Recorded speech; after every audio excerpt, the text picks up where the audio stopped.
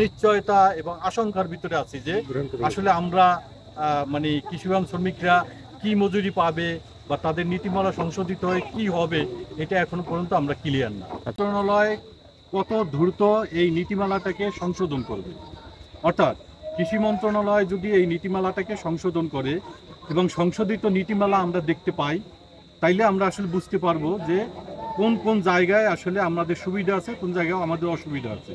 অর্থাৎ আগের নীতিমালা থেকে কোনটা ভালো পদক্ষেপ নিয়েছে এবং কোনটা খারাপ পদক্ষেপ নিয়েছে। যদি কোনো শ্রমিকের বিরোধী অর্থাৎ শ্রমিকের স্বার্থ বিরোধী কোনো মানে উদ্যোগ তারা নেয়, তাহলে তো সেটা আসলে কৃষিবান শ্রমিক ফেডারেশন সেটা মানবে না। সুতরাং আমরা এখনো পর্যন্ত আসলে তাকিয়ে আছি কৃষি মন্ত্রণালয় কী সিদ্ধান্ত নেয় সেটার উপরে। মানে আমাদের 13 দফার যে আন্দোলন, এই আন্দোলনটা আসলে মূলত 2022 সাল থেকে আমরা মানে এই 13 দফা শ্রমিকদের 13 দফার আন্দোলনটা করছি। 13 দফার ভিতরে আসলে আমাদের মূল যেই বিষয়টা ছিল সেটা হলো মজুরি বৃদ্ধি এবং গ্রাচুইটি বৃদ্ধি, নারী শ্রমিকদের মাতৃত্বকালীন ছুটি বৃদ্ধি, তারপরে সাপ্তাহিক ছুটি, এইসব বিষয়গুলো আসলে উল্লেখযোগ্য। এছাড়া শ্রমিকরা অনিয়মিত শ্রমিকদের নিয়মিত করা এবং তাদের ব্যাংকের মাধ্যমে মজুরি প্রদান, এই বিষয়গুলো আসলে উল্লেখযোগ্য ছিল। ফেডারেশনের এটা হলো জন্ম হলো 1980 সালে, অর্থাৎ 1977 সালে এটা প্রতিষ্ঠিত হয় এবং 1980 সালে এটা রেজিস্ট্রার অফ ইউনিয়ন থেকে তারা রেজিস্ট্রেশন প্রাপ্ত হয়। 1990 সনে কৃষি ফার্ম শ্রমিক নিয়োগ ও নিয়ন্ত্রণ নীতিমালা এটা প্রথম হয় এবং যেটা 2017 সনে আবার আমাদের আন্দোলনের প্রেক্ষিতে এটা সংশোধিত হয়।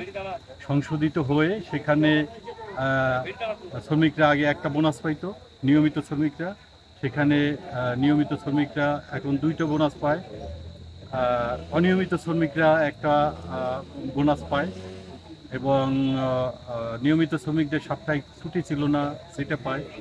তো এই বিষয়গুলো আসলে ছিল, কিন্তু মানে অত্যন্ত দুঃখজনক হলো যে 2025 সালে একটা অর্থ মন্ত্রণালয় একটা নীতিমালা জারি করে এবং এটা আসলে শুধুমাত্র বিএডিসির শ্রমিক এরকম না বা কৃষি মন্ত্রণালয়ের অধীনস্থ যেই শ্রমিক তারাই না, এটা সারা বাংলাদেশে দৈনিক ভিত্তিক যেই শ্রমিক আছে তাদের মূলত। কিন্তু কৃষি মন্ত্রণালয়ের নিয়ন্ত্রণাধীন যেই প্রতিষ্ঠানগুলো আছে তাদের জন্য আলাদা একটা নীতিমালা আছে। সেই নীতিমালাটা হলো কৃষি ফার্ম শ্রমিক নিয়োগ ও নিয়ন্ত্রণ নীতিমালা 2017। সেই নীতিমালাটা কিন্তু এখনো পর্যন্ত বহাল আছে। সুতরাং অর্থ মন্ত্রণালয়ের যেই নীতিমালা এবং সেই নীতিমালার ভিতরেও বলা আছে যে মানে সমস্যাটা শুরু হয়েছে কোন জায়গায় আর কি, অর্থ মন্ত্রণালয়ের নীতিমালায় বলা আছে যে সাময়িক শ্রমিক, কিন্তু বিএডিসির যেই শ্রমিকরা কাজ করে এরা মূলত সাময়িক শ্রমিক না। কারণ সাময়িক শ্রমিক কারা, যেমন ধরেন আপনার রাস্তায় ঝড়ে একটা গাছ পড়ে গেছে, গাছটা সরাতে হবে, ঠিক আছে, এই সাময়িক কাজের জন্য যেই লোকগুলো দরকার অর্থাৎ 2 দিন 3 দিন বা 5 দিনের জন্য, এটা হলো আসলে মূলত সাময়িক শ্রমিক। কিন্তু কৃষি ফার্মে যারা কাজ করে অর্থাৎ বিএডিসি ফার্মে যারা কাজ করে তারা আসলে সারা বছরেই কাজ করে, সুতরাং এটা সাময়িক শ্রমিক তারা না। এবং এই বিএডিসির শ্রমিকদের জন্য কৃষি ফার্ম শ্রমিক নিয়োগ ও নিয়ন্ত্রণ নীতিমালা 2017 আছে এবং যেটা এখনও বলবৎ আছে এবং এইটার ভিত্তিতে আপনার ধান গবেষণা, কৃষি গবেষণা, পাট গবেষণা, অন্যান্য যেই প্রতিষ্ঠানগুলো আছে তারা তাদের মজুরি অন্যান্য সুবিধাদি প্রদান করে। শুধুমাত্র বিএডিসি এটা ইনটেনশনালি 2025-এর অর্থ মন্ত্রণালয়ের যেই সাময়িক শ্রমিক নীতিমালা এটাকে তারা ইমপ্লিমেন্ট করতে চাচ্ছে এবং ইমপ্লিমেন্ট করতেছে। এটাই আসলে আমাদের মূলত প্রতিবাদের জায়গায়। গত 29শে জুন আমরা ঢাকায় একটা সমাবেশ করেছিলাম শ্রমিকদের। সেই সমাবেশের পরে আমরা প্রধান উপদেষ্টাকে একটা স্মারকলিপি দেই এবং সেখানে আমরা ব্যাখ্যা করে বলি যে কেন এই 25-এর নীতিমালা কৃষিফার্ম শ্রমিকদের জন্য প্রযোজ্য হবে না, ঠিক আছে, অথবা এটাকে বাতিল করা হোক। এর প্রেক্ষিতে কৃষি মন্ত্রণালয় একটা উচ্চতর কমিটি করে এবং এই কমিটি জুলাইয়ের 1 তারিখ 15 তারিখ এবং 30 তারিখ 3টা মিটিং করে এবং এই 3টা মিটিংয়ের পরে তারা কিছু সিদ্ধান্ত গ্রহণ করে।